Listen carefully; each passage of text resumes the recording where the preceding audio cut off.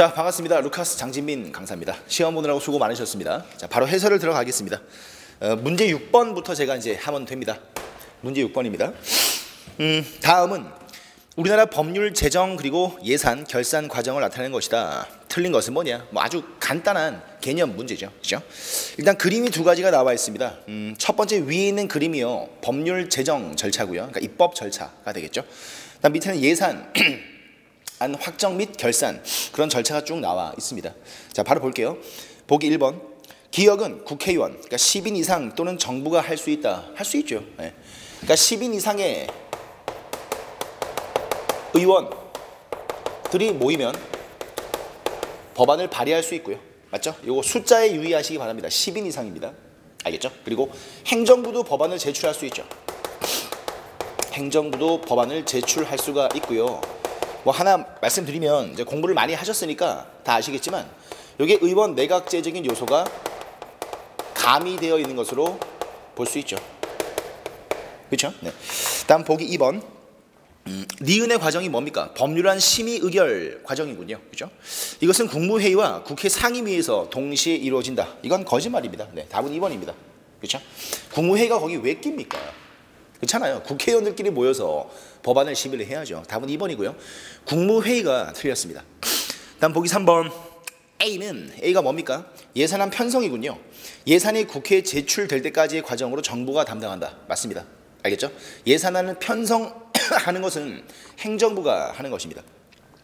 다음 보기 4번요. B는 예산안 심의 확정이죠. 이건 국회가 담당하는 것이고 일반 법률처럼 일반 의결 정족수로 의결이 됩니다. 네. 그래서 예산 의결 정족수도 법안 의결 정족수가 마찬가지예요.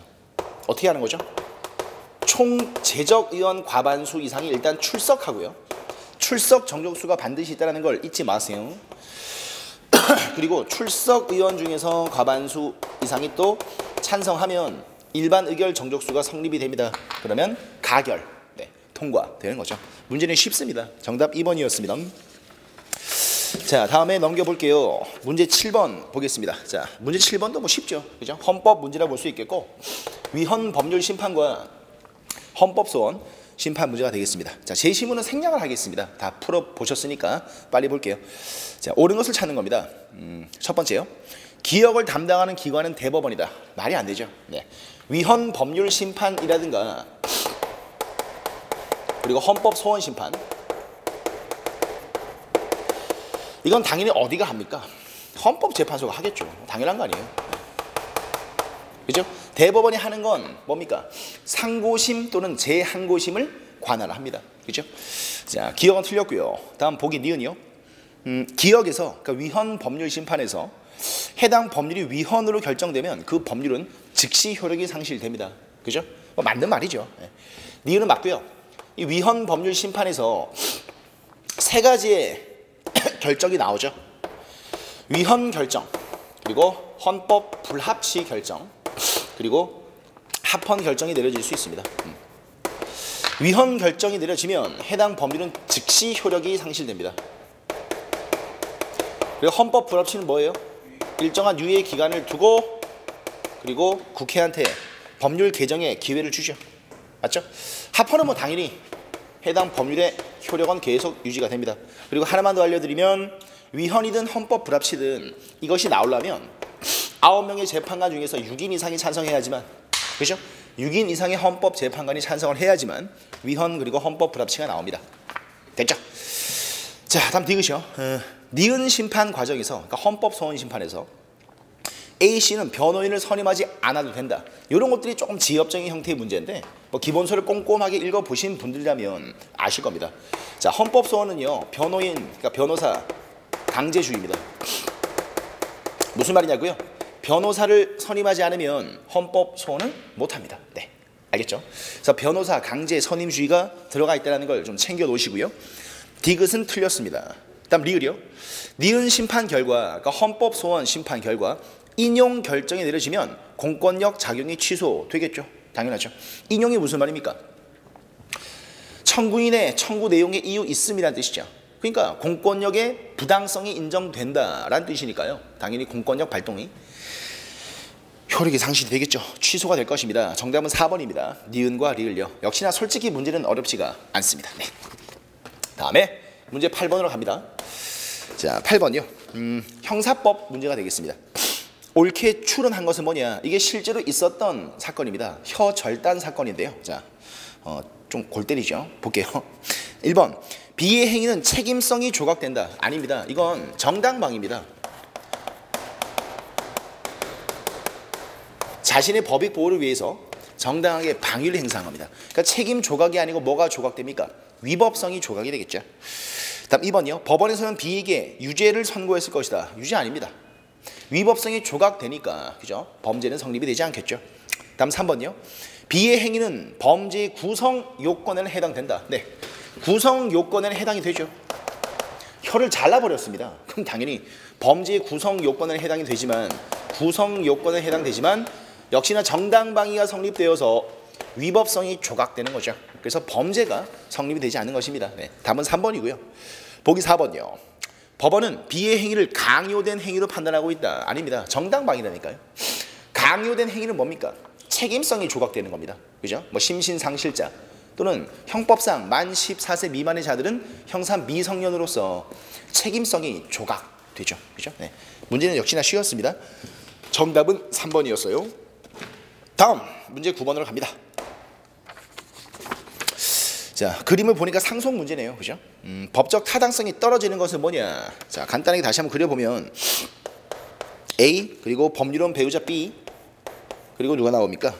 직계 비속 C. 그다음에 피상속인 A한테 직계 존속인 아버지 D가 계시네요. 그죠? A가 피상속인이 되겠습니다. 다음 밑에 사실관계 보겠습니다. A와 B 사이에 자 C, 그러니까 미혼으로 자녀가 없음. 그리고 A의 부 D가 있다. 근데 A와 C가 함께 비행기 추락사고로 죽었다. 지금 A와 C가 비행기를 타고 가다가 둘 다 사망을 했군요. 그죠? 반증이 없는 한 이 두 명은 동시 사망으로 추정됩니다. 간주가 아니고 추정되는 것이죠. 그죠? 물론 반증이 제시가 되면 사실관계는 즉시 번복이 됩니다.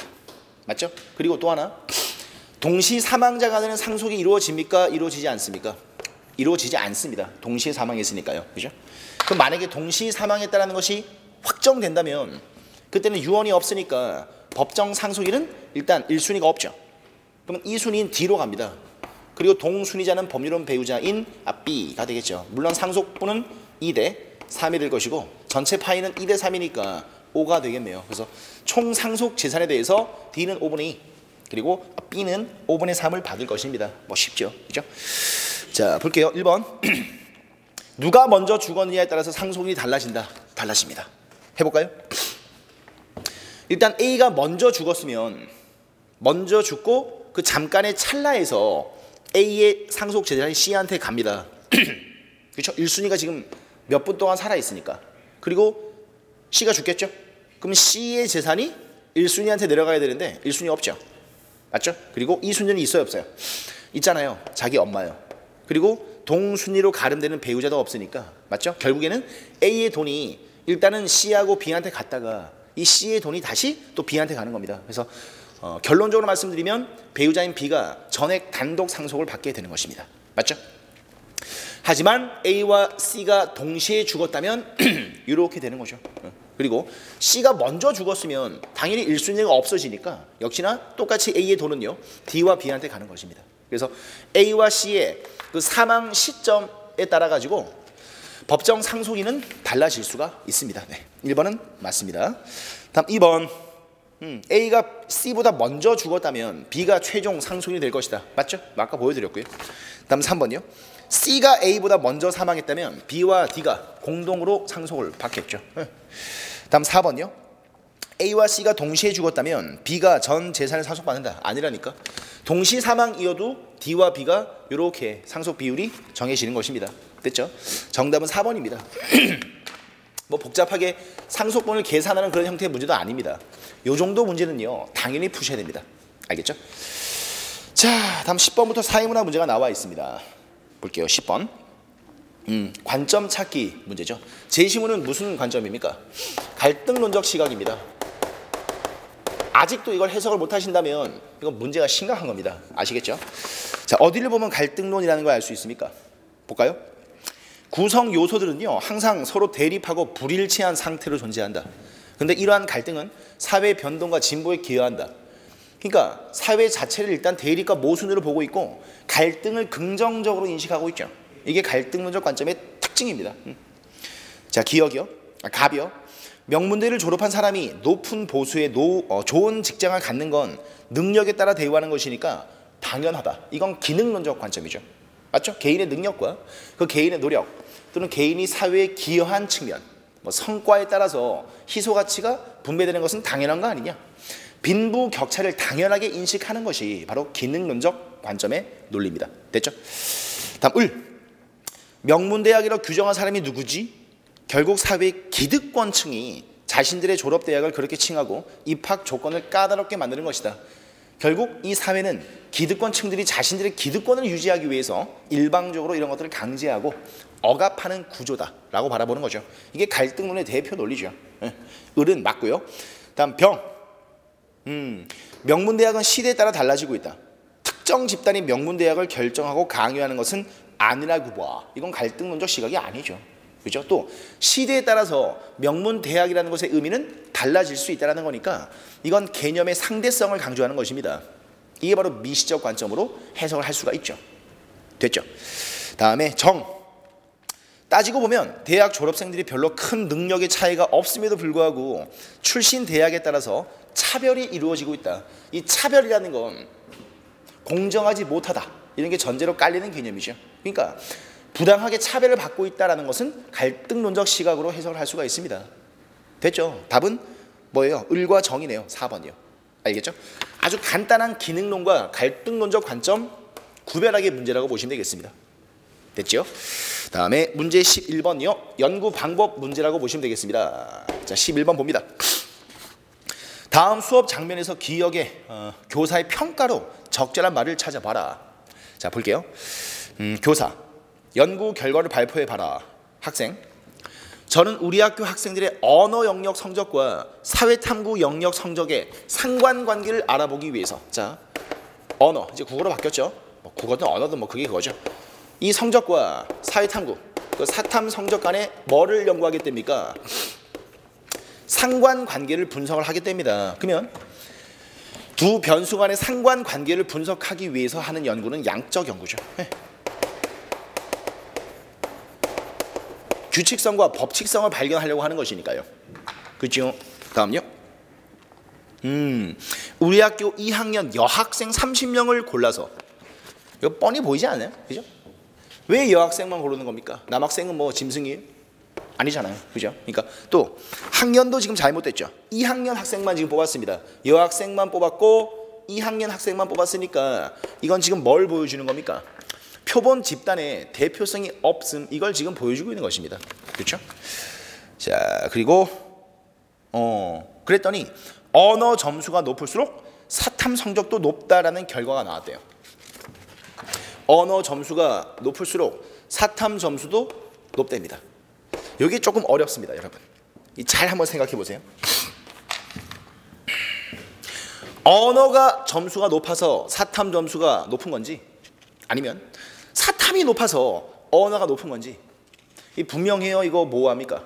이거 모호합니다. 이게 뭐냐면 두 변수의 상관관계, 그 상관관계성을 명확하게 표현하지 못한 겁니다. 그렇잖아요.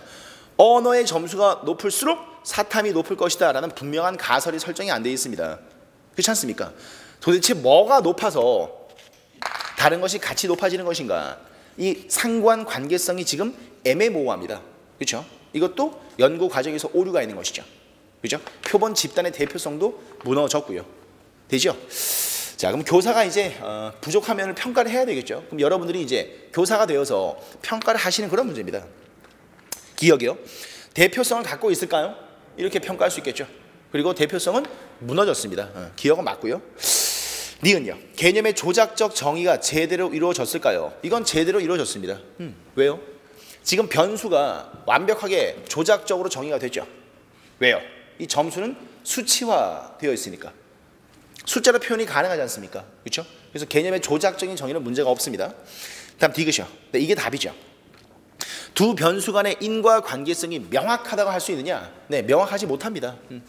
언어를 잘해서 사탐을 잘하는 것인지 아니면 사탐을 잘해서 언어를 잘하는 것인지 이게 불명확하죠. 다음 리을이요. 양적 연구에 적절한 자료 수집법을 사용했을까요? 이건 사용을 했습니다. 지금 자료 수집법은 뭐를 썼습니까? 질문지법을 썼죠. 맞죠? 그럼 이 질문지법이라는 건 양적 연구에서 가설을 검증할 때 쓰일 수가 있습니다. 이해가 되겠습니까? 그래서 답은 2번이죠. 기역과 디귿. 됐죠? 다음에 문제 12번 가볼게요.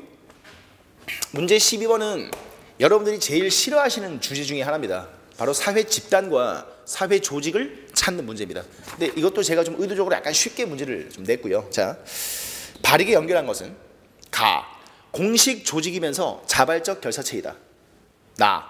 자발적 결사체는 맞지만 공식 조직도 비공식 조직도 아니다. 비공식 조직이면서 자발적 결사체이다. 이 조건들을 맞추는 겁니다. 그렇죠? 자, 1번 노동조합 해볼게요. 노동조합은 가에 들어갈 수 있느냐? 자, 노동조합은 공식 조직인가요? 네, 공식 조직입니다. 왜요? 공식적인 과업과 목적을 가지고 있으니까요. 노동조합이 추구하는 공식적인 과업과 목적은 뭡니까? 노동자의 권익 향상입니다. 당연한 거 아니에요? 이게 비공식 조직이겠어요? 노동자가 무슨 체육대회 하고 놀려고 만든 겁니까? 그럴 리가 없지 않습니까? 이건 공식 조직 맞습니다. 그리고 자발적 결사체 돼요? 됩니다.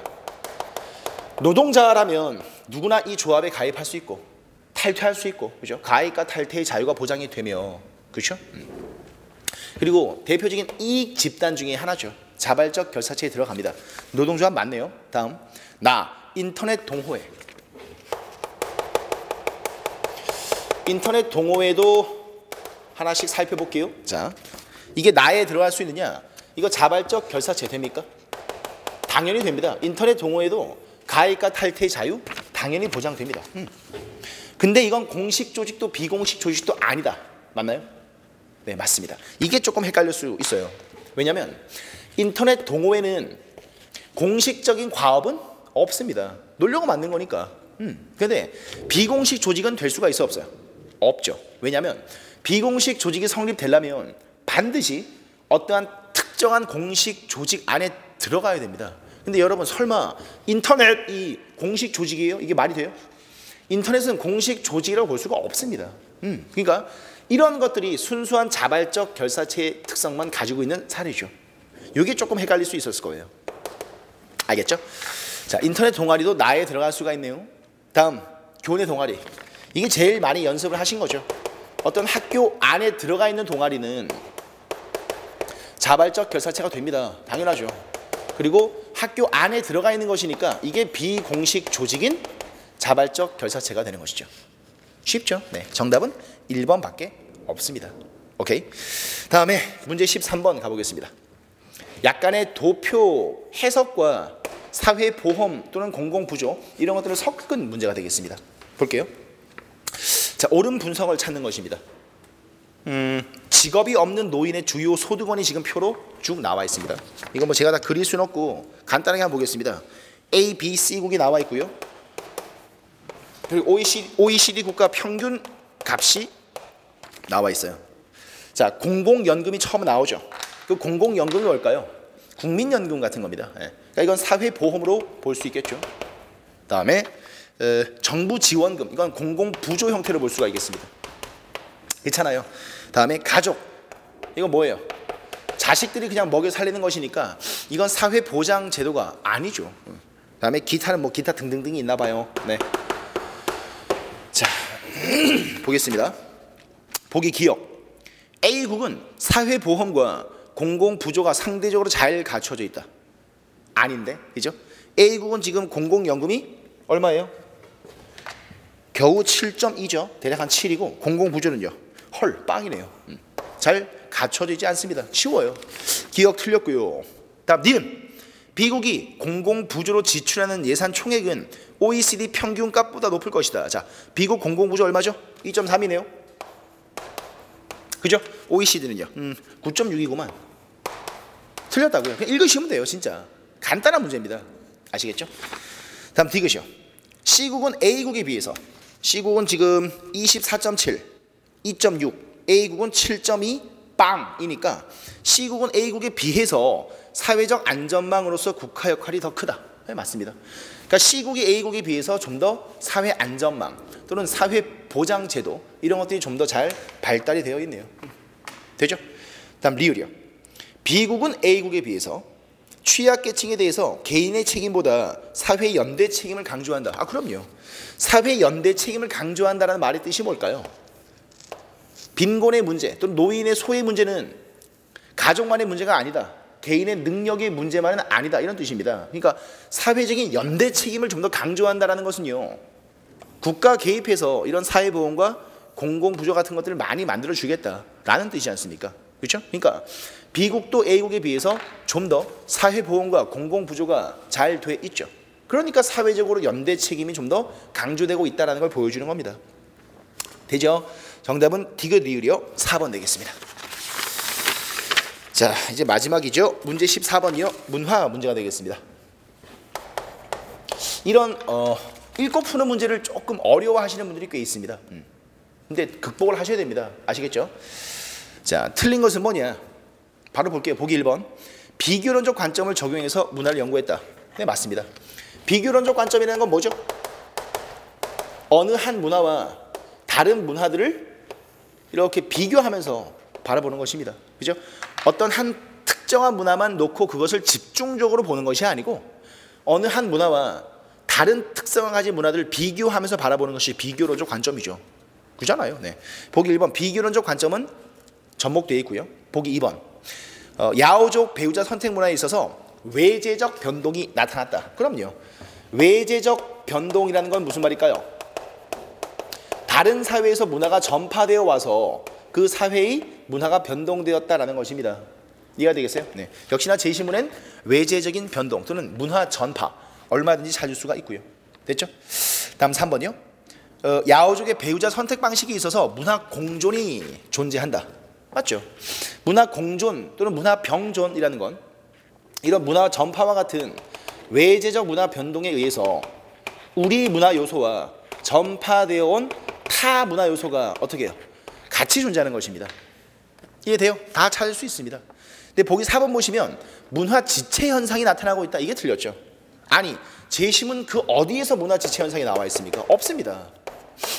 여러분, 문화 지체 현상이라는 것은요. 뭡니까? 물질 문화의 변동 속도와 정신적인 비물질 문화의 변동 속도 간의 격차가 벌어지는 겁니다. 그러니까 물질 문화가 이만큼 확 변했는데 비물질 문화가 요만큼밖에 못 따라오는 것이 문화 지체죠. 근데 제시문으로 문화 지체 그런 거 전혀 나와 있지 않습니다. 그렇잖아요. 또는 뭐 거꾸로 비물질적인 정신 문화가 이만큼 변했는데 물질적인 기술적인 측면이 요만큼밖에 못 따라오면 이것도 문제긴 문제죠. 그렇잖아요. 이게 기술 지체죠. 그래서 문화 지체든 기술 지체든 둘 다 사회에 문제가 될 수 있고 또는 다른 문제의 발생 원인으로도 발생할 수 있는 것입니다. 이해되겠죠? 뭐 간단한 문제죠. 이번 윌비스 전국 모의고사는요. 사회문화 파트하고 법 파트는 별로 크게 어려운 문제는 이제 없었다라고 보여집니다. 아시겠죠? 국가직을 대비해서 마지막으로 점검할 수 있는 그런 모의고사였습니다. 약간 의도적으로 문제를 좀 쉽게 낸 측면도 솔직히 있습니다. 네. 자신감을 가지시고요. 마지막까지 열심히 노력하시고 시험을 잘 보시길 바랍니다. 네. 저는 해석 강의를 마치겠습니다. 다음 시간, 다음 모의고사에서 다시 한번 또 인사를 드리겠습니다. 수고하셨습니다. 물러가겠습니다.